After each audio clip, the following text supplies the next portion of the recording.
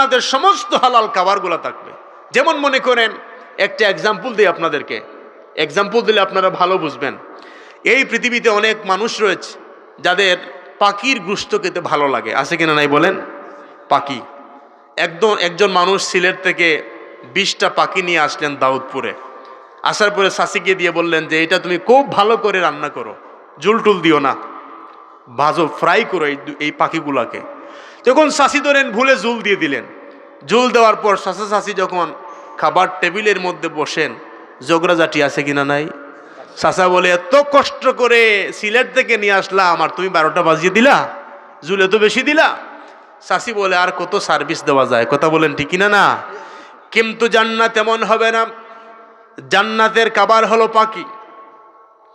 ওই জান্নাত কেমন হবে? জান্নাতের মধ্যে যখন যাকে পাল বেঁধে বেঁধে পাখিগুলো উড়ে যাবে, জান্নাতীরা ওই পাখির দিকে যেই রকম ফ্রাই, যেরকম বোনার ইচ্ছা পোষণ করবে, ওই রকম ফ্রাই হয়ে খাবারগুলা বান্দার সামনে হাজির হয়ে যাবে। আল্লাহ নবী বলেন সেই জান্নাত কেমন? নবীজি বলেন জান্নাতে যাওয়ার পরে মানুষ সেন্সলেস হয়ে যাবে, অজ্ঞান হয়ে যায় মানুষেরা জান্নাতে ঢোকার পরে। নবীজিকে প্রশ্ন করা হলো, জান্নাতে তো মৃত্যু নাই, কথা বলেন ঠিক কিনা না? জান্নাতের মধ্যে মৃত্যু নাই, কেন মানুষ অজ্ঞান হয়ে যাবে জান্নাতের মধ্যে? নবীজি বললেন তার কারণ হলো পৃথিবীর মধ্যে বান্দা এক হাত জাগার জন্য আইল ধাক্কি করেছে, কথা বলেন, আওয়াজ দেন না, এক হাত জাগার জন্য আইল ধাক্কি করেছে। বাবা, নামাজের কাতার সোজা না হলে যেরকম নামাজ অসম্পূর্ণ হয়, জমিনের আইলটাও যদি সোজা না হয় নামাজ কি হবে? আওয়াজ দেন, নামাজ হবে? আইল ধাক্কি আছে কিনা নাই? কেন মানুষ জান্নাত দেখে চেঞ্জ হয়ে যাবে? তার কারণ হলো সর্বনিম্ন জান্নাতি যেই মানুষ হবে আল্লাহ রাব্বুল আলামিন ওই মানুষকে 10টা পৃথিবীর সমান জায়গা দান করে দিবেন, বলুন সুবহানাল্লাহ। সেখানে ওই মানুষগুলা যাওয়ার পরে সেন্সলেস হয়ে যাবে, চিন্তা করবে এই পৃথিবীর জমিনের মধ্যে এক হাত জায়গার জন্য কত আইল ধাক্কি করেছি, গভীর রাত্রি 100 টাকার জন্য মানুষদেরকে মার্ডার করেছি, মানুষ হত্যা করেছি, 1000 টাকার জন্য মানুষের উপরে জুলুম করেছি, মানুষের উপর অত্যাচার করেছি, কথা বলেন ঠিক কিনা না? তখন গিয়ে বলবে আল্লাহ, আর যদি একটু ভালো আমল করতাম তাহলে জান্নাতুল ফেরদাউসের মালিক হয়ে যেতাম, বলুন সুবহানাল্লাহ। এজন্য মানুষ সেখানে দিনরাত শুধু আফসোস করবে, আল্লাহ মর্যাদা যদি আরেকটু বৃদ্ধি পেত আমাদের, বলুন না সুবহানাল্লাহ। এজন্য আল্লাহ পাক বলেন, ফেরেশতা বান্দা তো জান্নাত চায়, জান্নাত দেখে নাই, যদি জান্নাত দেখে ফেরেশতারা বলে আল্লাহ পাগল হয়ে যাবে, জুড়ে বলুন না সুবহানাল্লাহ, পাগল পারা হয়ে যাবে জান্নাত দেখলে। আল্লাহ বলেন কোন জিনিস থেকে তারা আমি আল্লাহর কাছে ফানাহ চায়, এটা সরাসরি হাদিস। তারা বলেন, আল্লাহ আপনি যে ভয়ানক করে যে জাহান্নাম তৈরি করেছেন, যে জাহান্নামের ইন্ধন হবে আগুন এবং পাথর দ্বারা, ওই জাহান্নামকে আপনার বান্দারা জাহান্নাম থেকে তারা ফানাহ চায়। আল্লাহ বলেন হাল দাউহা, তারা কি জাহান্নাম দেখেছে? ফেরেশতা বলে লা ওয়াল্লাহি, আল্লাহ আপনার কসম করে বলি আপনার বান্দা জাহান্নাম দেখে নাই। আল্লাহ বলেন যদি একটা নজর জাহান্নাম দেখে, ফেরেশতা বলে আল্লাহ জীবনের শেষ পর্যন্ত শুধু ফানাহ চাইবে, জুড়ে বলুন সুবহানাল্লাহ। তারপর আল্লাহ রাব্বুল আলামিন বলেন, ফেরেশতারা শোনো, আমার যেই বান্দাগুলা আমি আল্লাহর কোরআনের কথা শোনার জন্য, আমার জিকির করার জন্য, আমার পবিত্রতা ঘোষণা করার জন্য যেই বান্দাগুলা এই মাহফিলের মধ্যে আসলো, আহলুজ জিকিরের মধ্যে আসলো, আমি আল্লাহ পাক ওই মুহূর্তে আমার বান্দার জীবনের সকল গুনাহগুলাকে মাফ করে দিলাম। এই গুনাহ মানে সগীরা গুনাহ, আর কবিরা গুনাহ মাফ করাতে হলে কি লাগবে? তাওবা। আওয়াজ দেন, কি লাগবে? তাওবা লাগবে। ফেরেশতারা বলে রাব্বুল আলামিন আপনি যে আমভাবে সবাইকে ক্ষমা করে দিলেন, সবাই তো আপনার জিকির করার জন্য আসে না, সবাই তো জিকির করার জন্য আসে নাই। কেউ আসলো মাহফিলের মাইকের সাউন্ড কেমন দেখে আসি, কেউ আসলো হুজুরের চেহারাটা কেমন দেখে আসি, আছে কিনা নাই বলেন? অনেক উদ্দেশ্যে তারা এসেছে।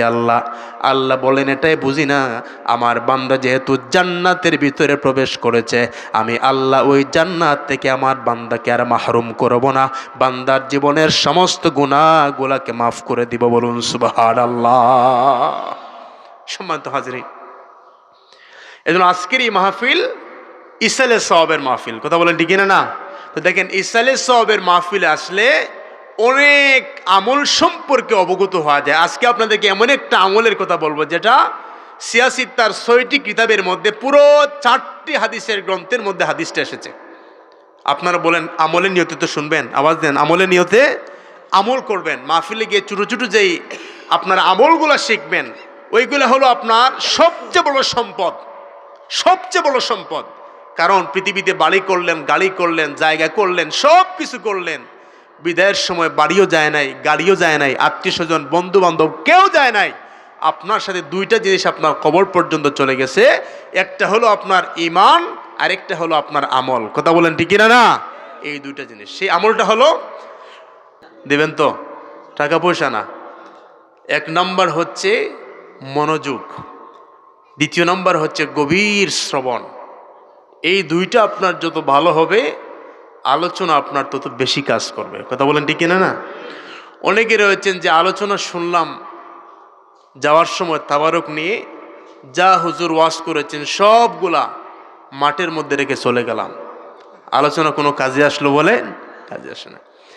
আপনি মাহফিল থেকে ওয়াজ শুনবেন, বাড়িতে গিয়ে ছোট্ট ছোট্ট ছেলে মেয়ে তাদেরকে নিয়ে আপনি যেগুলো ওলামায়ে কেরামের জবান থেকে শুনেছেন ওইগুলো আপনি নিজে আলোচনা করবেন, তখনই আলোচনা সফল, কথা বলেন ঠিক না? না আর আমরা যতক্ষণ আজকের এই মাহফিলে বসবো ততক্ষণ আমাদের জীবনের গুনাহগুলা মাফ করে দিবেন কে? আল্লাহ পাক গুনাহগুলা মাফ করে দিবেন। এবং যতক্ষণ আমরা এই মাহফিলে বসবো ততক্ষণ আমাদেরকে ফেরেশতাগণ বেষ্টনী দিয়ে স্নেহ করে, মহব্বত করে তাদের নুরানি পাখাগুলা স্নেহের সাথে আমাদের মাথার উপরে রেখে দিবে, বলুন সুবহানাল্লাহ। আসমানের নিচে জমিনের উপরে কুরআনুল কারীমের পরে যেই কিতাব, ওই কিতাবের নাম কি? সহিহ বুখারী, আওয়াজ দেন, সহিহুল বুখারী। সহিহ বুখারীর মধ্যে একটা হাদিস এসেছে, ইন্না লিল্লাহি মালাইকাতান ইয়াতুফুনা ফিত তুরুকি ইয়ালতামিসুনা আহলাজ যিকির। আল্লাহর নবী বলেন, যারা ঐক্যবদ্ধ হয়ে আল্লাহ পাকের জিকির করে, আল্লাহর পবিত্রতা ঘোষণা করে, আল্লাহ পাকের মহাত্মতা ঘোষণা করে, আল্লাহ পাকের প্রশংসা করে, আল্লাহ পাকের শ্রেষ্ঠত্ব বয়ান করে, ওই মজলিসের মধ্যে আল্লাহ পাক কিছু সংখ্যক ফেরেশতাদেরকে নিয়োজিত করে রেখেছেন, বলুন সুবহানাল্লাহ। তাদের ডিউটি ওই মাহফিলে আসা, ওই মাহফিলের মধ্যে জাকির বান্দাগুলাকে পরিবেষ্টন করা। ফেরেশতাগণ আসার পরে আমাদের মাথার উপরে তাদের নূরানি পাখাগুলা রেখে দেয়, সুবহানাল্লাহ বলবেন না? একজন আরেকজনের উপরে, একজন আরেকজনের উপরে। দেখবেন মাঝে মাঝে মাহফিলের মধ্যে জিকির করতে করতে তন্দ্রাচ্ছন্ন হয়ে ঘুম চলে আসে, কথা বলেন ঠিক না? না তো ঘুম কখন আসে? আপনার হার্ট যখন শান্ত হয় তখন ঘুম আসে, কথা বলেন ঠিক না? না অন্তরে যদি পেরেশানি থাকে, হার্টবিট যদি বৃদ্ধি থাকে, তাহলে আপনার চোখে ঘুম আসবে না। ঘুম তখন আসে যখন আপনার হার্টটা দুর্বল হয়ে যায়, শান্ত হয়ে যায়। আর মুমিন বান্দার হার্ট অন্তর শান্তি হয় একমাত্র একজনের জিকিরে, তিনি হলেন কে? আল্লাহ। ফেরেশতাগণ আমাদের মাথার উপরে নুরানি পাখাগুলা রাখতে রাখতে পৃথিবীর প্রথম আসমান পর্যন্ত চলে যায়। আল্লাহ পাক ডাক দিয়ে বলেন, ফেরেশতারা, আমার বান্দাগুলা দাউদপুর সিনিয়র মাদ্রাসার মধ্যে বসে তারা কি করে? আল্লাহ কি মাদ্রাসা চিনেন না?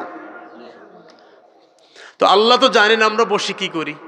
তারপরেও আল্লাহ জিজ্ঞাসা করেন, এর মানে কি? এর মানে হলো, আল্লাহ যখন আমাদেরকে সৃষ্টির প্ল্যান নিয়েছিলেন, ফেরেশতাগণ বাধা দিয়েছিল, আল্লাহ আপনি মানব জাতি সৃষ্টি করবেন না। আমাদের পূর্বে পৃথিবীতে জিন জাতি ছিল, তাদের মধ্যে এমপি, মন্ত্রী, মিনিস্টার, গোটা বিশ্বকে তারা পরিচালনা করত, জিনেরা। তো তাদের অন্তরের মধ্যে আনানিয়াত, অহংকার, অতিমাত্রায় শাখসিয়ত, খাউফ এলাহি না থাকার কারণে আল্লাহ পাক নারাজ হয়ে তাদেরকে ধ্বংস করে দিয়ে বললেন, আমি পৃথিবীতে আমার খলিফা তৈরি করব। জুড়ে বলুন সুবহানাল্লাহ। ফেরেশতারা বলল, আল্লাহ তাদেরকে তৈরি করবেন পৃথিবীতে গিয়ে মারামারি, কাটাকাটি, রাহাজানি, লুটপাট, রক্তপাত পৃথিবীতে তারা ঘটাবে। এর চেয়ে ভালো হয় ওয়া নাহনু নুসাব্বিহু বিহামদিকা ওয়া নুকাদ্দিসু লাক, আমরাই তো আপনার তাসবিহ তাহলিলের জন্য যথেষ্ট, আপনি কেন মানুষকে প্রেরণ করবেন? আল্লাহ বললেন, ইন্নী আ'লামু মা লা তা'লামুন, আমি যা জানি তোমরা তা জানো। এখন আল্লাহ কি জানেন না বান্দা গুনাহ করবে? আওয়াজ দেন, আল্লাহ কি জানেন না? আল্লাহ কি জানেন না বান্দা জুলুম করবে? আওয়াজ দেন। সবগুলো আল্লাহ জানেন। আল্লাহ আপনি জানার পরেও কেন আমাদেরকে সৃষ্টি করলেন, তার কারণ কি? আল্লাহ বলেন, ইন্নী আ'লামু মা লা তা'লামুন। তার কারণ হলো আল্লাহ রাব্বুল আলামিন জানেন বান্দা পৃথিবীর জমিনের মধ্যে যাওয়ার পরে ওই বান্দাগুলা অন্যায় করবে, অবিচার করবে। বান্দা পৃথিবীর জমিনের মধ্যে পাপ কাজ করবে, সবগুলো আল্লাহ পাক জানেন পৃথিবীতে বান্দা সৃষ্টি করার আগে। তারপরেও আল্লাহ কেন পৃথিবীতে বান্দা সৃষ্টি করেছেন, তার কারণ হলো আল্লাহ সেটাও জানেন। আমার বান্দা যখন পৃথিবীর মধ্যে গুনাহ করবে, পৃথিবীর মধ্যে অন্যায় করবে, অবিচার করবে, গুনাহ করতে করতে করতে করতে বান্দা এক সময় ক্লান্ত হয়ে যাবে। গভীর রাত্রে যখন তামাম পৃথিবীর সকল প্রাণীগুলা আপন আপন বাসার মধ্যে চলে যায়, পৃথিবী যখন নীরব হয়ে যায়, পৃথিবী যখন নিস্তব্ধ হয়ে যায়, তখন আমার গোলাম বান্দা আমার জাহান্নামের ভয়ে জান্নাতের আশায়, আমি আল্লাহর ভয়ে আমার বান্দা যখন তাহাজ্জুদের যায় নামাজের মধ্যে বসে বসে বান্দার চক্ষু থেকে যখন ঝরঝর করে পানিগুলা জমিনের মধ্যে পড়ে যায়, আমি আল্লাহ ওই বান্দার চোখের পানিকে বড্ড পছন্দ করি। ওই বান্দা গুনাহ করবে, গুনাহ করার পরে তাওবা করবে, আমি আল্লাহর দরবারে কান্নাকাটি করবে, আর আমি আল্লাহ আমার বান্দার কাঁদনটাই বড় পছন্দ করি। বলুন সুবহানাল্লাহ। ওই বান্দাগুলা যখন গভীর রাত্রে আল্লাহর ভয়ে, আল্লাহর জাহান্নামের ভয়ে জান্নাতের আশায় যখন বান্দার চোখগুলো অশ্রুসিক্ত হয়ে যায়, আল্লাহর প্রিয় নবী বলেন, আল্লাহ পাক তিন দল মানুষের জন্য আল্লাহ পাক জাহান্নামের আগুনকে তিনি হারাম করে দিয়েছেন। এর মধ্যে প্রথম নাম্বার চোখ হলো যেই চোখগুলা গভীর রাত্রে আল্লাহর ভয়ে কান্নাকাটি করে। আওয়াজ দিয়ে বলুন সুবহানাল্লাহ। যেই চোখগুলা গভীর রাত্রে কার ভয়ে কান্নাকাটি করে? আল্লাহর ভয়ে কান্নাকাটি করে। এজন্য আল্লাহ রাব্বুল আলামিন বান্দা সৃষ্টি করলেন। আল্লাহ জানেন বান্দা গুনাহ করবে, অন্যায় করবে। আল্লাহ পাক দেখে বলেন, ফেরেশতারা আমার বান্দাগুলো এই জমিনের মধ্যে বসে তারা কি বলে? ফেরেশতারা বলে, রাব্বুল আলামিন ইউসাব্বিহুনাক ওয়া ইউকাব্বিরুনাক ওয়া ইয়াহমাদুনাক ওয়া ইউমাজ্জিদুনাক। আল্লাহ আপনার বান্দা এই পৃথিবীর জমিনের মধ্যে বসে বসে আপনার পবিত্রতা ঘোষণা করে, আপনার জিকির করে, আপনার মহাত্মতার, আপনার প্রশংসা আপনার বান্দা এই জমিনের মধ্যে বসে বসে করে। আল্লাহ রাব্বুল আলামিন বলেন, ফেরেশতারা শোনো শোনো, আমার বান্দা যে আমার জিকির করে, আমার বান্দা যে আমার প্রশংসা করে, আমার বান্দা আমি আল্লাহর মহাত্মতা ঘোষণা করে, হাল রাউনি, বান্দা কি আমি আল্লাহকে একটা নজর দেখেছে? আমরা কি আল্লাহকে দেখেছি? বলেন। যেইভাবে জিনা বললেন বোঝা যায় সকালে দেখে এসেছেন আপনারা। আমরা আল্লাহকে দেখেছি? এর দেখেন আমার আঙ্কেলের ঘুম চলে আসছে, মানে মোটামুটি অন্তর শান্ত হয়ে গেছে। কথা বলেন ঠিক না? কারণ মুমিন যখন কোরআনের আওয়াজ এবং জিকিরের আওয়াজ শ্রবণ করে তখন কলবটা কি হয়ে যায়? আওয়াজ দেন, কি হয়ে যায়? এজন্য আল্লাহ রাব্বুল আলামিন কুরআনুল কারীমের মধ্যে বললেন, ইন্নামাল মুমিনুনা আল্লাযীনা ইযা যুকিরাল্লাহু ওয়াজিলাত কুলুবুহুম ওয়া ইযা তুলিয়াত আলাইহিম আয়াতুহু যাদাতুহুম ঈমানাও ওয়া আলা রাব্বিহিম ইয়াতাওয়াক্কালুন। জোরে বলুন আল্লাহু আকবার। আল্লাহ রাব্বুল আলামিন বললেন, আমার মুমিন বান্দার এক্সাম্পল হলো, আমার মুমিন বান্দার উপমা হলো, মুমিন বান্দার সামনে যখন আমি আল্লাহর জিকির করা হয়, আমি আল্লাহকে যখন স্মরণ করা হয়, তখন মুমিন বান্দার অন্তরটা ভীত হয়ে যায়, অন্তরের মধ্যে খাউফ এলাহি সৃষ্টি হয়ে যায়। আবার যখন আমার মুমিন বান্দার সামনে আমি আল্লাহর কোরআনুল কারীম থেকে তেলাওয়াত করা হয়, জাদাতহুম ঈমানা, তখন মুমিন বান্দার অন্তরের মধ্যে ঈমানের নূর বৃদ্ধি পেয়ে যায়। একটা মাছকে যেরকম, একটা মাছ আপনি যদি পানি থেকে তুলে ডাঙায় রাখেন, ওই মাছটা দেখবেন শুধু চটপট করে, কথা বলেন ঠিক কিনা না? আবার যখন পানিতে ফেলে দিবেন তখন ওই মাছটা নীরব নিস্তব্ধ হয়ে যায়। আল্লাহ বলেন আলা বিযিক্রিল্লাহি তাতমাইন্নুল কুলুব, আমার মুমিন বান্দা যখন আমি আল্লাহর জিকির করে তখন সেও এরকম প্রশান্তি খুঁজে পায়। জুড়ে বলুন সুবহানাল্লাহ। আল্লাহ বলেন ফেরেশতারা, বান্দা আমি আল্লাহর জিকির করে হাল রাআউনি, বান্দা কি আমি আল্লাহকে দেখেছে?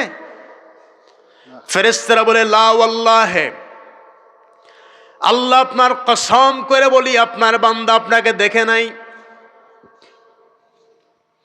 আল্লাহ রাব্বুল আলামিন বলেন ফেরেশতা শোনো, বান্দা আমাকে না দেখে আমার জিকির করে আমার প্রশংসা করে, ওয়া কাইফা লাউ রাআউনি, যদি আমার বান্দা এক নজর আমি আল্লাহকে দেখে তাহলে কি করবে বলুন সুবহানাল্লাহ। আমাকে তো না দেখে বান্দা নামাজ পড়ে, রোজা রাখে, হজ করে, যাকাত দেয়, আমলে সালেহা করে, গভীর রাত্রে तमाम পৃথিবীর মানুষ যখন নীরব নিস্তব্ধ নিতর হয়ে যায়, আমার মুমিন বান্দা আমি আল্লাহকে পাওয়ার জন্য গভীর রাত্রে কান্নাকাটি করে, কথা বলেন ঠিক কিনা না? আল্লাহকে পেতে হলে কান্নাকাটি আর নেক আমলের প্রয়োজন আছে কিনা নাই? আওয়াজ দেন আছে কিনা নাই? এজন্য আল্লাহ রাব্বুল আলামিন কোরআনুল কারীমের মধ্যে বললেন فمن كان يرجو لقاء ربه فليعمل عملا صالحا, আল্লাহ বলেন যারা জান্নাতে আমি আল্লাহর সাক্ষাৎ পেতে চায় ওই বান্দাগুলা যেন পৃথিবীর জমিনের মধ্যে বেশি বেশি করে যেন আমলে সালেহা করে, বেশি বেশি করে যেন তারা ভালো কাজের মধ্যে পার্টিসিপেট করে, অংশগ্রহণ করে, তাহলে জান্নাতে আমি আল্লাহর দিদার তারা পাবে। বলুন সুবহানাল্লাহ। এবার আল্লাহ রাব্বুল আলামিন ডাক দিয়ে বলেন ফেরেশতাগণে, ওয়া কাইফা লাউ রাআউনি, বান্দা কি আমি আল্লাহকে দেখেছে? ফেরেশতা বলে রাব্বুল আলামিন বান্দা আপনাকে দেখেনি। আল্লাহ বলেন যদি দেখে তাহলে কেমন হবে? ওয়া কাইফা লাউ রাআউনি, ফেরেশতারা বলে রাব্বুল আলামিন আপনার বান্দা আপনাকে না দেখে যেরকম আপনার জিকির করে, আপনার কোরআনের কথাগুলা শুনে, আপনার জন্য আপনার বান্দা ইবাদত বন্দেগী করে, একটা নজর যদি আপনার বান্দা আপনাকে দেখে তাহলে আপনার বান্দা কখনো ইবাদত থেকে গাফেল হবে না। বলুন সুবহানাল্লাহ। আল্লাহ একটা নজর যদি আপনার বান্দা আপনাকে দেখে পাগল পারা হয়ে যাবে, ইবাদত থেকে কখনো বান্দা মাহরুম হবে না। জুড়ে বলুন সুবহানাল্লাহ। এখন আল্লাহ খুশি না বেজার? আল্লাহ ফেরেশতাদেরকে বলেন তোমরা বলো তোমাদের জবান দ্বারা তোমরা নিষেধ করেছিলে, আমার বান্দাকে সৃষ্টি করতে নিষেধ করেছিলে, বাধা দান করেছিলে, এখন তোমরা তোমাদের জবান দ্বারা বলো আমার বান্দা এই জমিনে বসে কি করে। বলুন সুবহানাল্লাহ। তারা বলে আল্লাহ আপনার প্রশংসা, আপনার গুণকীর্তন, আপনার মহাত্মতা ঘোষণা করে। আল্লাহ বলেন দেখে না? আল্লাহ দেখে না, না দেখে। বলুন সুবহানাল্লাহ। এখন আল্লাহ খুশি না বেজার? তো পৃথিবীতে একজন মানুষ যখন আরেকজন মানুষের উপরে খুশি হয়, খুশি হলে কিছু বকশিস, উপহার, উপটৌকন আছে কিনা নাই বলেন? ন্যূনতম তো এক কাপ চাও খাওয়াই, কথা বলেন ঠিক কিনা না? তো আল্লাহ যখন বান্দার উপরে খুশি হয় আল্লাহকে নীরব হয়ে যান? আল্লাহ যখন বান্দার উপরে খুশি হয়ে যান, আল্লাহ বলেন বান্দা আমি যখন খুশি হই আমি তোমার জীবনের গুনাহগুলো মাফ করে দেই। জুড়ে বলুন সুবহানাল্লাহ। এবার আল্লাহ পাক খুশি। আল্লাহ বলেন ফেরেশতারা আমার বান্দা যে এই উইন্টার সিজনের ঠান্ডার মধ্যে যে বান্দা এই মাহফিলে বসে মাটির মধ্যে আমার কথাগুলো শুনে, বান্দা আমি আল্লাহর কাছে কি চাই? আমাদের চাওয়া আল্লাহর কাছে আছে কিনা নাই? আছে কিনা নাই? আল্লাহ বলেন কি চায় বান্দা?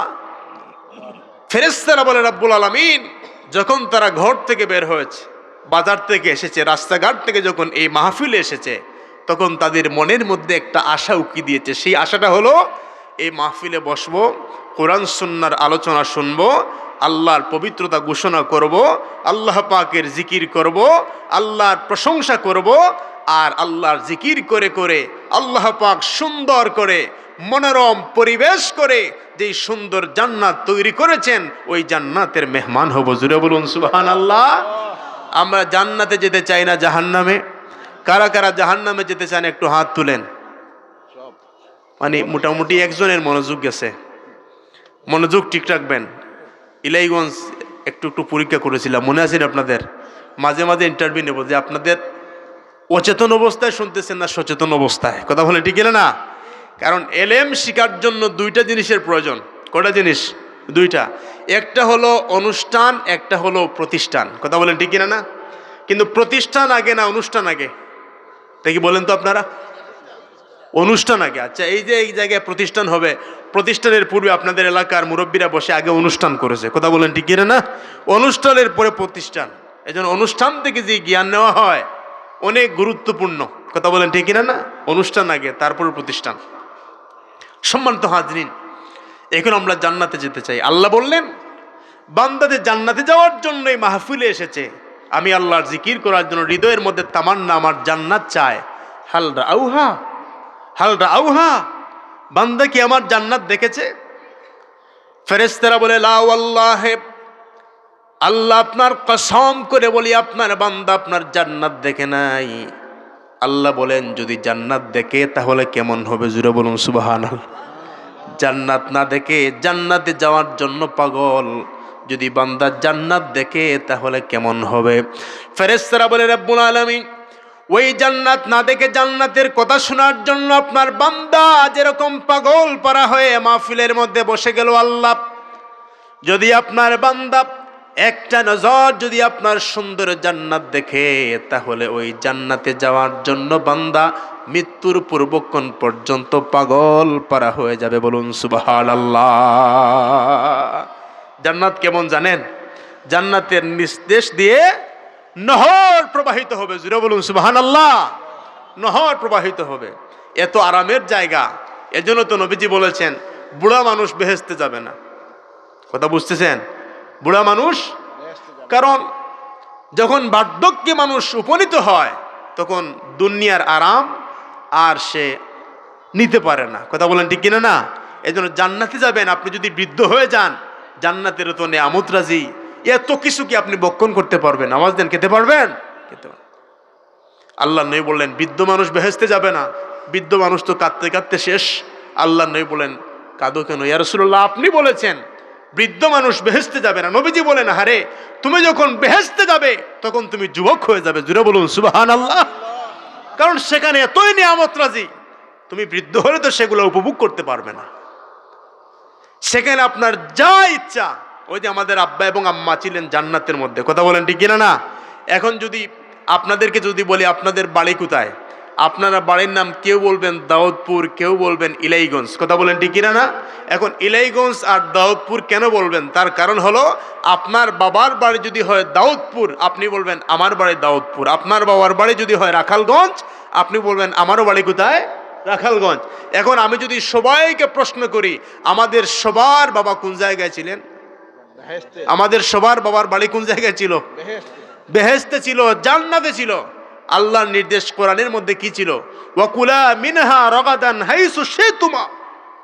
আদম যা ইচ্ছা তুমি ওই জান্নাতের মধ্যে খাও দাও, ফুর্তি করো, কোনো হালচাস নাই, ট্র্যাক্টর নাই, সিএনজিও নাই, কষ্টও নাই, পরিশ্রমও নাই। জুড়ে বলুন সুবহানাল্লাহ। খাও দাও, ফুর্তি করো। ওয়ালা তাকরাবা হাযিহিস শাজারা, ওই বৃক্ষের নিকটে কিন্তু যাওয়া যাবে না। আল্লাহ প্রথমে দিলেন আদেশ, তারপরে দিলেন নিষেধ। এখন আল্লাহর আদেশের মধ্যে আরাম না বেআরাম? কথাটা বোঝার চেষ্টা করবেন, আরাম না বেআরাম? আর নিষেধের মধ্যে বেআরাম কিরকম? আমাদের বাবা যখন নিষিদ্ধ ফল ভক্ষণ করলেন এত বেআরামের মধ্যে পড়ে গেলেন, কথা বলেন ঠিক কিনা না?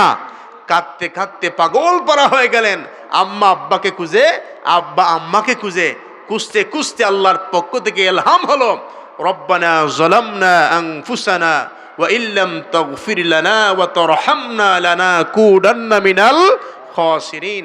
আল্লাহ পাক দুইজনকে আরাফার ময়দানে আবার একত্রিত করে দিলেন। জুড়ে বলুন সুবহানাল্লাহ। তাহলে হালালের মধ্যে আরাম আছে কিনা নাই, আর হারামের মধ্যে অশান্তি আছে কিনা নাই, অশান্তি আছে। জান্নাতের সমস্ত হালাল খাবারগুলো থাকবে। যেমন মনে করেন, একটা এক্সাম্পল দিই আপনাদেরকে, এক্সাম্পল দিলে আপনারা ভালো বুঝবেন। এই পৃথিবীতে অনেক মানুষ রয়েছে যাদের পাখির গোশত খেতে ভালো লাগে, আছে কিনা নাই বলেন? পাখি, একজন মানুষ সিলেট থেকে 20টা পাখি নিয়ে আসলেন দাউদপুরে। আসার পরে শাসিকে দিয়ে বললেন যে এটা তুমি খুব ভালো করে রান্না করো, জুল টুল দিও না, ভাজো, ফ্রাই করো এই পাখিগুলাকে। তখন শাসি ধরেন ভুলে জুল দিয়ে দিলেন। জুল দেওয়ার পর শাসি যখন খাবার টেবিলের মধ্যে বসেন, জগরাজাটি আছে কিনা নাই? চাচা বলে, এত কষ্ট করে সিলেট থেকে নিয়ে আসলাম আর তুমি 12টা বাজিয়ে দিলা, জুল এত বেশি দিলা। চাচি বলে, আর কত সার্ভিস দেওয়া যায়, কথা বলেন ঠিক কিনা না? কিন্তু জান্নাত এমন হবে না। জান্নাতের খাবার হলো পাখি। ওই জান্নাত কেমন হবে? জান্নাতের মধ্যে যখন যাকে পাল বেঁধে বেঁধে পাখিগুলো উড়ে যাবে, জান্নাতীরা ওই পাখির দিকে যেই রকম ফ্রাই, যেরকম বোনার ইচ্ছা পোষণ করবে, ওই রকম ফ্রাই হয়ে খাবারগুলা বান্দার সামনে হাজির হয়ে যাবে। আল্লাহ নবী বলেন সেই জান্নাত কেমন? নবীজি বলেন জান্নাতে যাওয়ার পরে মানুষ সেন্সলেস হয়ে যাবে, অজ্ঞান হয়ে যায় মানুষেরা জান্নাতে ঢোকার পরে। নবীজিকে প্রশ্ন করা হলো, জান্নাতে তো মৃত্যু নাই, কথা বলেন ঠিক কিনা না? জান্নাতের মধ্যে মৃত্যু নাই, কেন মানুষ অজ্ঞান হয়ে যাবে জান্নাতের মধ্যে? নবীজি বললেন তার কারণ হলো, পৃথিবীর মধ্যে বান্দা এক হাত জায়গার জন্য আইল ধাক্কা ধাক্কি করেছে, কথা বলেন, আওয়াজ দেন না, এক হাত জায়গার জন্য আইল ধাক্কা ধাক্কি করেছে। বাবা, নামাজের কাতার সোজা না হলে যেরকম নামাজ অসম্পূর্ণ হয়, জমিনের আইলটাও যদি সোজা না হয় নামাজ কি হবে? আওয়াজ দেন, নামাজ হবে? আইল ধাক্কা ধাক্কি আছে কিনা নাই? কেন মানুষ জান্নাত দেখে স্ট্যান্ড হয়ে যাবে? তার কারণ হলো, সর্বনিম্ন জান্নাতি যেই মানুষ হবে আল্লাহ রাব্বুল আলামিন ওই মানুষকে 10টা পৃথিবীর সমান জায়গা দান করে দিবেন, বলুন সুবহানাল্লাহ। সেখানে ওই মানুষগুলা যাওয়ার পরে সেন্সলেস হয়ে যাবে, চিন্তা করবে এই পৃথিবীর জমিনের মধ্যে এক হাত জায়গার জন্য কত আইল ধাক্কাধাক্কি করেছি, গভীর রাত্রি 100 টাকার জন্য মানুষদেরকে মার্ডার করেছি, মানুষ হত্যা করেছি, 1000 টাকার জন্য মানুষের উপরে জুলুম করেছি, মানুষের উপর অত্যাচার করেছি, কথা বলেন ঠিক কিনা না? তখন গিয়ে বলবে আল্লাহ, আর যদি একটু ভালো আমল করতাম তাহলে জান্নাতুল ফেরদাউসের মালিক হয়ে যেতাম, বলুন সুবহানাল্লাহ। এজন্য মানুষ সেখানে দিনরাত শুধু আফসোস করবে, আল্লাহ মর্যাদা যদি আরেকটু বৃদ্ধি পেত আমাদের, বলুন না সুবহানাল্লাহ। এজন্য আল্লাহ পাক বলেন, ফেরেশতা বান্দা তো জান্নাত চায়, জান্নাত দেখে নাই, যদি জান্নাত দেখে ফেরেশতারা বলে আল্লাহ পাগল হয়ে যাবে, জুড়ে বলুন না সুবহানাল্লাহ, পাগল পারা হয়ে যাবে জান্নাত দেখলে। আল্লাহ বলেন কোন জিনিস থেকে তারা আমি আল্লাহর কাছে ফানাহ চায়, এটা সরাসরি হাদিস। তারা বলেন, আল্লাহ আপনি যে ভয়ানক করে যে জাহান্নাম তৈরি করেছেন, যে জাহান্নামের ইন্ধন হবে আগুন এবং পাথর দ্বারা, ওই জাহান্নামকে আপনার বান্দারা জাহান্নাম থেকে তারা ফানাহ চায়। আল্লাহ বলেন হাল দাউহা, তারা কি জাহান্নাম দেখেছে? ফেরেশতা বলে লা ওয়াল্লাহি, আল্লাহ আপনার কসম করে বলি আপনার বান্দা জাহান্নাম দেখে নাই। আল্লাহ বলেন যদি একটা নজর জাহান্নাম দেখে, ফেরেশতা বলে আল্লাহ জীবনের শেষ পর্যন্ত শুধু ফানাহ চাইবে, জুড়ে বলুন সুবহানাল্লাহ। তারপর আল্লাহ রাব্বুল আলামিন বলেন, ফেরেশতারা শোনো, আমার যেই বান্দাগুলা আমি আল্লাহর কোরআনের কথা শোনার জন্য, আমার জিকির করার জন্য, আমার পবিত্রতা ঘোষণা করার জন্য যেই বান্দাগুলা এই মাহফিলের মধ্যে আসলো, আহলুজ জিকিরের মধ্যে আসলো, আমি আল্লাহ পাক ওই মুহূর্তে আমার বান্দার জীবনের সকল গুনাহগুলাকে মাফ করে দিলাম। এই গুনাহ মানে সগীরা গুনাহ, আর কবিরা গুনাহ মাফ করাতে হলে কি লাগবে? তাওবা। আওয়াজ দেন, কি লাগবে? তাওবা লাগবে। ফেরেশতারা বলে রাব্বুল আলামিন আপনি যে আমভাবে সবাইকে ক্ষমা করে দিলেন, সবাই তো আপনার জিকির করার জন্য আসে না, সবাই তো জিকির করার জন্য আসে নাই। কেউ আসলো মাহফিলের মাইকের সাউন্ড কেমন দেখে আসি, কেউ আসলো হুজুরের চেহারাটা কেমন দেখে আসি, আছে কিনা নাই বলেন? অনেক উদ্দেশ্যে তারা এসেছে।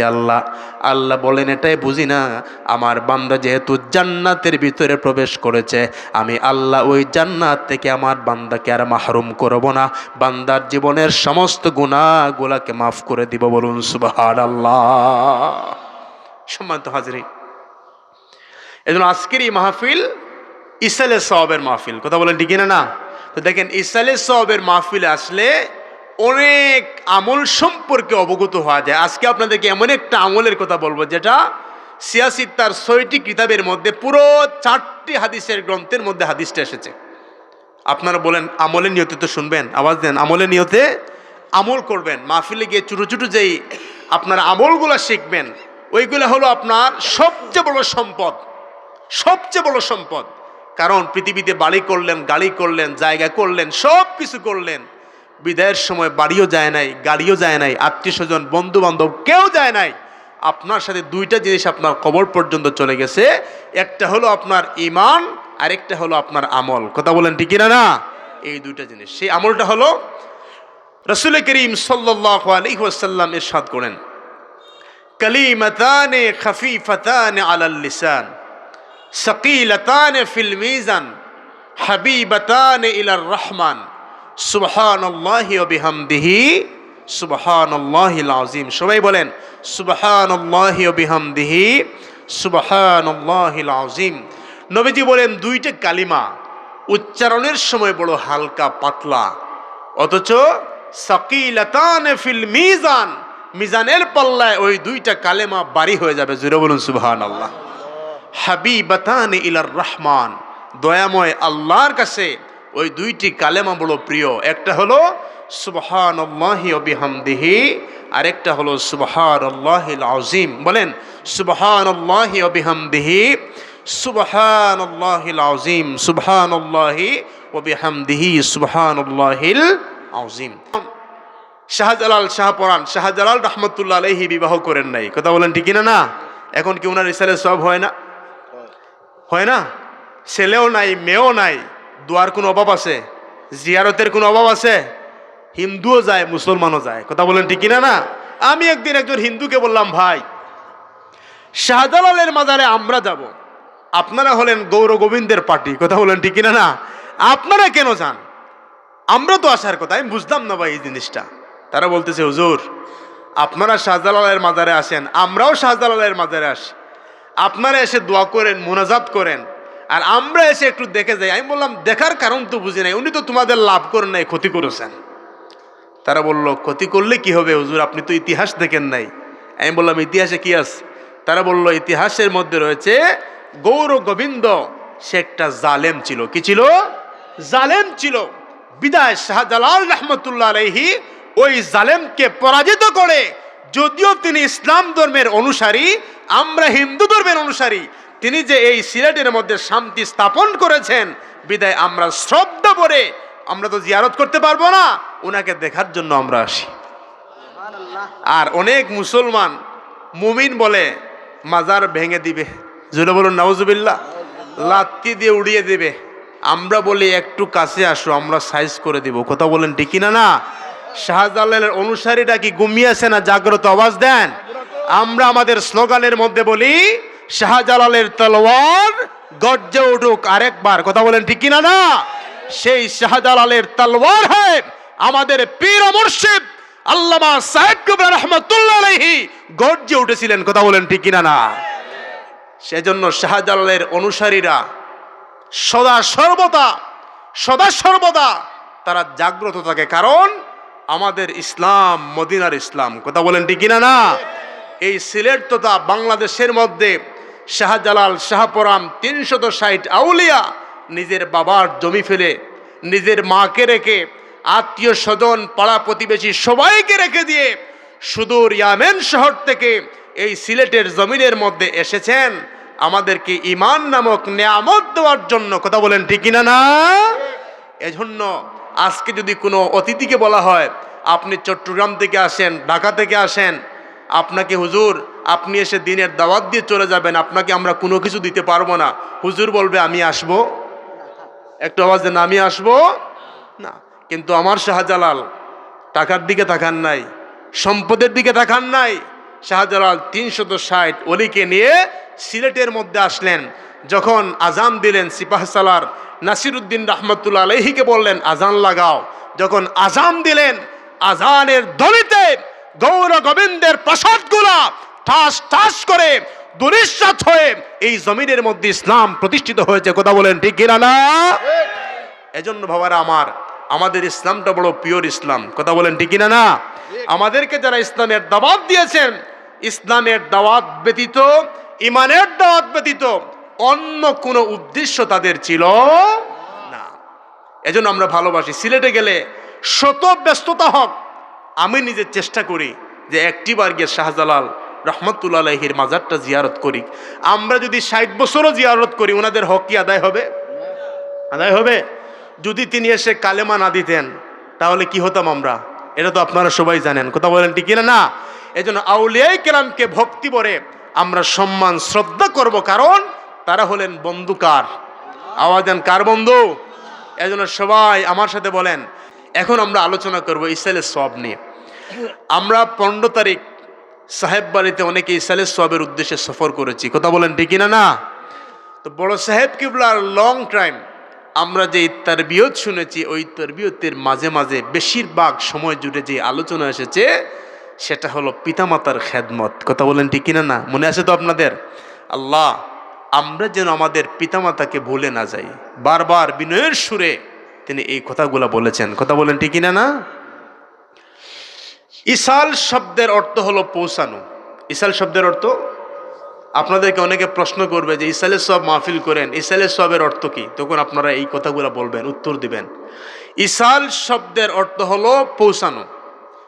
সওয়াব শব্দের অর্থ হলো নেকি। সওয়াব শব্দের অর্থ নেকি বা পুণ্য। তো ইসালের সওয়াব অর্থ হচ্ছে নেকি পৌঁছানো। কথা বলেন ঠিক কিনা না? সওয়াব রেসানি করা, সওয়াব পৌঁছানো মানে জীবিতদের পক্ষে নেক আমল করে মৃতদের রুহের মধ্যে যেই আমলের সওয়াব পৌঁছে দেওয়া হয়, ওইটার নাম হলো আরবিতে ইসালে সওয়াব। বলেন কি? ইসালে সওয়াব। কোরআন এবং সুন্নাহ দ্বারা এটা প্রমাণিত। যেমন সূরা হাসরের 10 নম্বর আয়াত, ওই আয়াতের মধ্যে আল্লাহ পাক বলেন, ওয়াল্লাযীনা জাউ মিন বাদিহিম ইয়াকুলুনা রব্বানা ইগফির লানা ওয়া লিইখওয়ানিনা আল্লাযীনা সাবাকুনা বিল ঈমান। আল্লাহ বলেন, যারা তাদের পরবর্তীতে আসবে, মানে আমাদের পূর্বে অনেক জেনারেশন ছিল। কথা বলেন ঠিক কিনা না? আমাদের দাদা ছিল, বাবা ছিল, নানা ছিল, নানি ছিল, আমরা হলাম তাদের পরবর্তী জেনারেশন। তো আল্লাহ বলেন, তাদের পূর্বে যারা, পরে যারা আসবে, পূর্ববর্তীদের, তারা পৃথিবীতে আসার পরে দেখবেন আমরা নামাজ পড়লে, রোজা রাখলে, মাহফিলে আসলে আমরা আল্লাহর দরবারে যখন দোয়া করি, বলি আল্লাহ আপনি আমাকে ক্ষমা করে দেন, আর আমাকে ক্ষমা করে দেওয়ার পাশাপাশি আমার ওই সমস্ত ভাইদেরকে আপনি ক্ষমা করেন যারা ঈমান নিয়ে আদম আলাইহিস সালাম থেকে শুরু করে এই পর্যন্ত যারা অন্ধকার কবরবাসী হয়েছে, আপনি তাদেরকেও মাফ করে দেন। জুড়ে বলুন সুবহানাল্লাহ। আল্লাহ বলেন, রব্বানা ইগফির লানা ওয়া লিইখওয়ানিনা আল্লাযীনা সাবাকুনা বিল ঈমান। আমরা দোয়া করি আল্লাহ আমাদেরকে ক্ষমা করেন, আর আমাদের পূর্ববর্তী যারা ঈমান নিয়ে কবরে চলে গেছে আপনি তাদেরকেও ক্ষমা করেন। জুড়ে বলুন সুবহানাল্লাহ। এটা খুব গভীর একটা আলোচনা আসবে ইসালের সওয়াবের। দেখেন, আপনার মধ্যে যদি ঈমানের সম্পদ থাকে, কথাটা বোঝার চেষ্টা করবেন, আপনি যদি পাক্কা ঈমানদার হন, আপনাদের গ্রামের নাম কি? দাউদপুর। আপনি দাউদপুর কবরের মধ্যে আপনি শায়িত থাকবেন, আপনার জন্য দোয়া আসবে সৌদি আরব থেকে, আপনার জন্য দোয়া আসবে কুয়েত থেকে, আপনার জন্য দোয়া আসবে দুবাই থেকে, আপনার জন্য দোয়া আসবে কাতার থেকে, আপনার জন্য দোয়া আসবে মিশর থেকে, আপনার জন্য দোয়া আসবে পাকিস্তান থেকে, আপনার জন্য দোয়া আসবে ইন্ডিয়া থেকে, আপনার জন্য দোয়া আসবে আমেরিকা থেকে, আপনার জন্য দোয়া আসবে ইন্দোনেশিয়া থেকে। মানে বিশ্বের যত দেশে মুমিন মুসলমান রয়েছে তত দেশ থেকে আপনার উপরে দোয়া আসবে। শুধুমাত্র থাকতে হবে আপনার মধ্যে একটা সম্পদ, ওই সম্পদের নাম কি? বুঝতেছেন আপনারা? বলুন আলহামদুলিল্লাহ। ঈমান। আপনি ঈমান নিয়ে দাউদপুর কবরস্থানের মধ্যে আপনি শায়িত, হাজিরা হজ করেছে, হজ করার পর দোয়া করেছে আল্লাহ আমাকে মাফ করে দেন, আর আমার পূর্বে যারা ঈমান নিয়ে কবরে চলে গেছে তাদেরকেও মাফ করে দেন। জুড়ে বলুন সুবহানাল্লাহ। নামাজিরা নামাজ পড়েছে, নামাজ পড়ার পরে দোয়া করেছে আল্লাহ আপনি আমাকে ক্ষমা করেন, আমাকে ক্ষমা করার পরে যেই সমস্ত ভাইরা ঈমান নিয়ে কবরে চলে গেছে আমাদের পূর্বে, আপনি তাদেরকেও ক্ষমা করে দেন। জুড়ে বলুন সুবহানাল্লাহ। তাহলে ঈমান নিয়ে কবরে যাওয়ার পর আপনি লাভবান নাকি নুকসান? লাভবান। এজন্য আল্লাহ নবী বলেন উম্মতি উম্মাতুম মারহুমা। আল্লাহ নবী বলেন আমার উম্মত হলো উম্মতে মারহুমা, এদের উপরে আল্লাহ পাক অনেক রহম করম করেছেন। জুড়ে বলুন সুবহানাল্লাহ। তাদখুলু কুবুরহা বিযুনুবিহা, তারা গুনাহ নিয়ে কবরের মধ্যে যাবে। আমার উম্মতেরা কি নিয়ে কবরে যাবে? গুনাহ নিয়ে যাবে। ওয়া তাখরুজু মিন কুবুরিহা লা যুনুবা আলাইহা, যখন কবর থেকে উঠবে একটাও গুনাহ তাদের আমলনামার মধ্যে থাকবে না। জুড়ে বলুন সুবহানাল্লাহ। আল্লাহর নবীকে বলা হলো যখন বান্দা কবর থেকে উঠবে কিরকম বান্দার গুনাহগুলা মাফ হবে, কে গুনাহগুলা মাফ করাবে? আল্লাহর নবী বললেন তার কারণ হলো বিইস্তিগফারিল মুমিনিনা লাহা, আমার উম্মত গুনাহ নিয়ে কবরে গেছে ঠিক, কিন্তু কবরে যাওয়ার পরে অনেক মুমিন হজ করেছে, নামাজ পড়েছে, রোজা রেখেছে, কোরআনুল কারীম তেলাওয়াত করেছে। তেলাওয়াত করার পরে সে দোয়া করেছে আল্লাহ আমাকে ক্ষমা করেন, আর আমাদের পূর্বে যারা ঈমান নিয়ে কবরের মধ্যে চলে গেছে তাদেরকেও ক্ষমা করেন। আল্লাহ ওই মুমিনদের ইস্তিগফার, মুমিনদের দোয়াকে কবুল করে আমার উম্মতদেরকে কবরের মধ্যে আল্লাহ ক্ষমা করে দিবেন। জুড়ে বলুন সুবহানাল্লাহ। কবরের মধ্যে ক্ষমা। ইমাম বুখারী রাহমাতুল্লাহ আলাইহি, অনেকে মনে করে যে ইমাম বুখারী সারা জীবনে একটা কিতাব লিখেছেন হাদিসের, সেটার নাম হলো বুখারী শরীফ। না, ইমাম বুখারীর অনেক হাদিসের কিতাব আছে। কথা বলেন ঠিক কিনা? না, এর মধ্যে একটা হলো আল আদাবুল মুফরাদ। সবাই বলেন আল আদাবুল মুফরাদ। ওই কিতাবের মধ্যে এসেছে কবরেও যাওয়ার পর যদি সে সুযোগ্য উত্তরসূরি আশেক, তার জন্য বন্ধুত্ব স্থাপনকারী এমন কোন মানুষ যদি পৃথিবীতে রেখে যেতে পারে, তাহলে কবরে গিয়েও বান্দার মর্যাদা বৃদ্ধি পায়। জুড়ে বলুন সুবহানাল্লাহ। কবরে যেমন হাদিস শরীফের মধ্যে এসেছে কিছু মানুষ তেমন বেশি আমল নাই, ইমান আছে মোটামুটি আর কি, জান্নাতেরও তো স্তর আছে। কথা বলেন ঠিক কিনা? স্তর আছে কিনা? নাই, মানুষের মধ্যে স্তর আছে। তো ওই মানুষটা কবরে চলে গেল। কবরে চলে যাওয়ার পরে তুরফাউল মাইয়িতে বাদা মাউতিহি দারাজাতুহু, হঠাৎ তার কবরের মধ্যে বলা হলো আল্লাহ তোমার মর্যাদাকে বাড়িয়ে দিয়েছেন, তোমার মর্যাদাকে বৃদ্ধি করেছেন, শারাফাত স্ট্যাটাসকে বুলন্দ করে দিয়েছেন। ওই বান্দা তখন বলবে আয় রব, হে আমার প্রভু, আইয়ু শাইইন হাযিহি, এটা কিভাবে সম্ভব?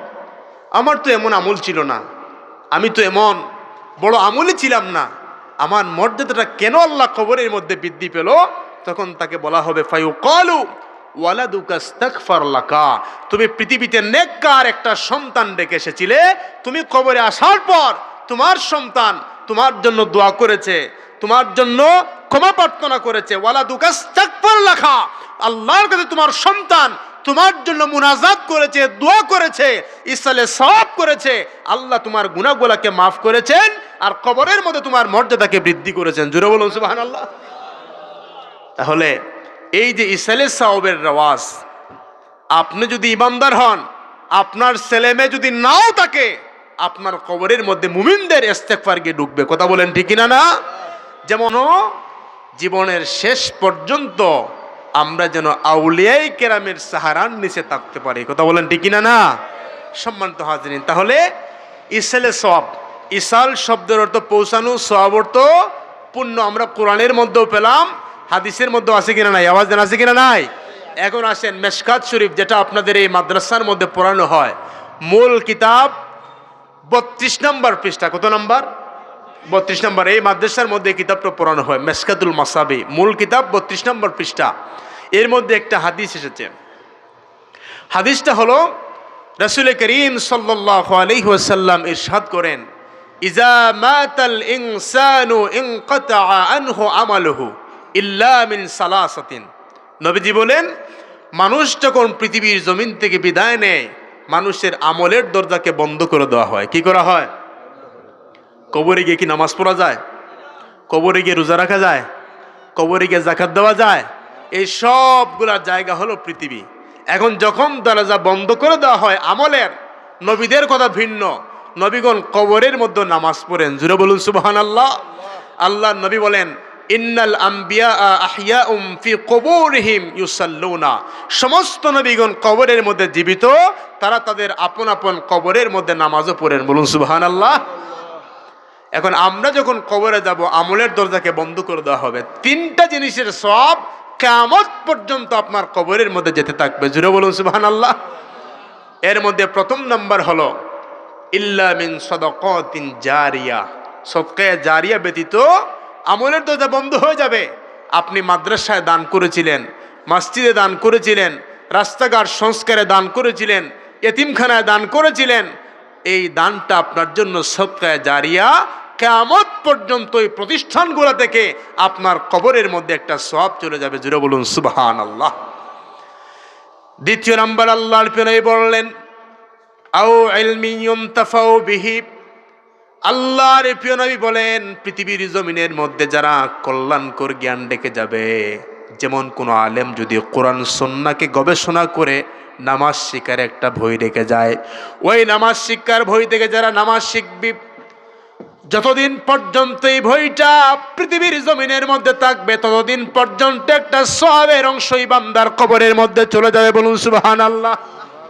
এখন যদি আমি বলি আপনাদেরকে, আপনারা এখানে কেন এসেছেন, এর মধ্যে একটা উদ্দেশ্য হলো আল্লাহর জিকির করা, কথা বলেন ঠিক না? না, আর আরেকটা উদ্দেশ্য হলো ইলমে দ্বীন অর্জন করা, কথা বলেন ঠিক না? না। এখন আমি আপনাদেরকে একটা প্রশ্ন করব, দেখব যে কারা পুরো আনসারটা দিতে পারেন। সবাই আওয়াজ দিয়ে দিবেন আনসার। এই পৃথিবীতে আমাদের যত সম্পদ আছে, বাড়ি বলেন, গাড়ি বলেন, টাকা বলেন, জমি বলেন, সমস্ত সম্পদগুলাকে আমরা পাহারা দেই নাকি সম্পদ আমাদেরকে পাহারা দেয়? সবাই তো কথা বললেন না। আমরা আমাদের সম্পদগুলাকে পাহারা দেই। বলেন পৃথিবীতে কি এমন কোন সম্পদ আছে যেই সম্পদ মানুষকে পাহারা দেয়? আছে? আছে কেন নাই বলেন? আছে। মাত্র একটা সম্পদ, পৃথিবীর সমস্ত সম্পদ আপনি পাহারা দিবেন, আর পৃথিবীর একটা সম্পদ আপনাকে পাহারা দিবে। ওই সম্পদ কি? এটা আমার কথা নয়, দেওয়ানে আলীর মধ্যে হযরত আলী রাদিয়াল্লাহু তাআলা আনহু নিজের মত প্রকাশ করেছেন।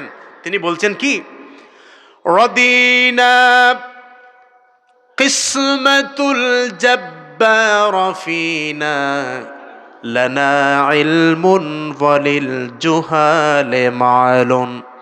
হযরত আলী রাদিয়াল্লাহু তাআলা আনহু বলছেন, রব্বুল আলামিন, আমি আপনার দরবারে শুকরিয়া আদায় করি, কৃতজ্ঞতা প্রকাশ করি। তার কারণ হলো আপনি আমাকে এই পৃথিবীর সম্পদ না দিয়ে, এই পৃথিবীর দৌলত না দিয়ে আপনি আমাকে ইলমে দ্বীন দান করেছেন। তার কারণ হলো আল্লাহ তামাম পৃথিবীর সমস্ত মালের মালিক, তার সম্পদকে পাহারা দিতে হয়, মালকে পাহারা দিতে হয়, আর আপনি আমাকে দান করেছেন ইলমে দ্বীন। ওই সম্পদকে পাহারা দিতে হয় না, ওই সম্পদ নিজেই মানুষকে পাহারা দেয়। বলুন সুবহানাল্লাহ। আপনার ইলমে দ্বীন আপনাকে পাহারা দেবে। যেমন আপনি মাহফিলে এসে শুনলেন যে মসজিদে ঢোকার সময় প্রথমে কোন পা, ডান পা না বাম পা? আর কি পড়তে হবে? আল্লাহ মাফতাহলি। এখন আপনি হঠাৎ বলে দিয়ে দিলেন বাম পা। বাম পা দেওয়ার সঙ্গে সঙ্গে আপনার মাথার মধ্যে একটা সিগন্যাল চলে আসলো, কথা বলেন ঠিক না? না। এই আল্লাহর বান্দা, এটা তো পৃথিবীর মধ্যে শ্রেষ্ঠ একটা ঘর, এই ঘরে ঢুকতে হলে ডান পা দিতে হয়। এই যে আপনাকে স্মরণ করে দিল, এটা কি আপনার ইলম স্মরণ করে দিয়েছে না আপনার সম্পদ স্মরণ করে দিয়েছে? আপনার ইলম স্মরণ করে দিয়েছে। এজন্য ইলম অর্জন করবেন, মাহফিলে আসবেন। আজকে আলহামদুলিল্লাহ আপনাদের অ্যাটেনশন, আপনাদের মনোযোগ দেখে আমার খুব ভালো লাগতেছে। এরকম মনোযোগ সহকারে কোরআন সুন্নাহর কথা শুনবেন, অল্প হলেও মাহফিল থেকে আপনি ইলম নিয়ে নেবেন। কারণ ইলম এমন সম্পদ, পৃথিবীর সম্পদ ভিজে যায়, পৃথিবীর সম্পদ জ্বলে যায়, পৃথিবীর সম্পদ নষ্ট হয়ে যায়, ইলম নষ্ট হয় না, ইলম ভিজে যায় না, ইলম শুকিয়ে যায় না। পৃথিবীর সম্পদ খরচ করলে সম্পদটা কমে যায়, ইলমকে আপনি যত খরচ করবেন ইলম তত বেড়ে যায়। এখন ইলম নেবেন কোন জায়গা থেকে? আমার নবীর কাছ থেকে, কথা বলেন ঠিক না? না। আনা মাদিনাতুল ইলমি ওয়ালিয়ুম বাবুহা, আমি হলাম জ্ঞানের শহর, আর আমার আলী হলো সেই শহরে প্রবেশের দরজা। যখন নবীজি এটা বললেন, আলী রাদিয়াল্লাহু তাআলা আনহু বলছেন, এ নবীর সাহাবীরা, তোমরা নবীর কাছে একবার গেলে, আমার কাছে, কথা বুঝতেছেন আপনারা, 2 বার। সাহাবীরা বলে, কি রে আলী কি বললেন? নবীর কাছে একবার গেলে ওনার কাছে 2 বার?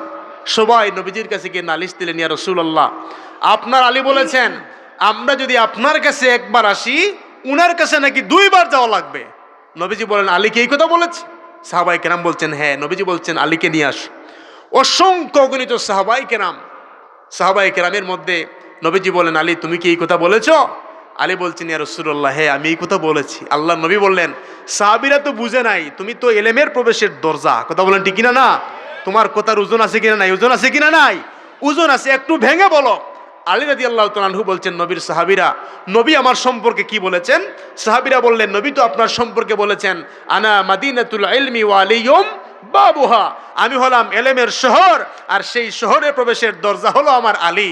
এখন আলী বলেন একটু চিন্তা করো নবীর সাহাবীরা, যখন তুমি কোনো ঘরের ভিতরে প্রবেশ করবে দরজা দিয়ে, তখন ঢুকার সময় যখন ভিতরে ঢুকবে তখন দরজার সাথে কয়বার সাক্ষাৎ?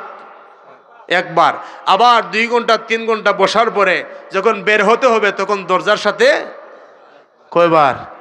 2 বার। এজন্য নবীজি বলেছেন আমাকে দরজা ঢুকতে হলেও আমার প্রয়োজন, বের হতে হলেও আমার প্রয়োজন। জুড়ে বলুন না সুবহানাল্লাহ।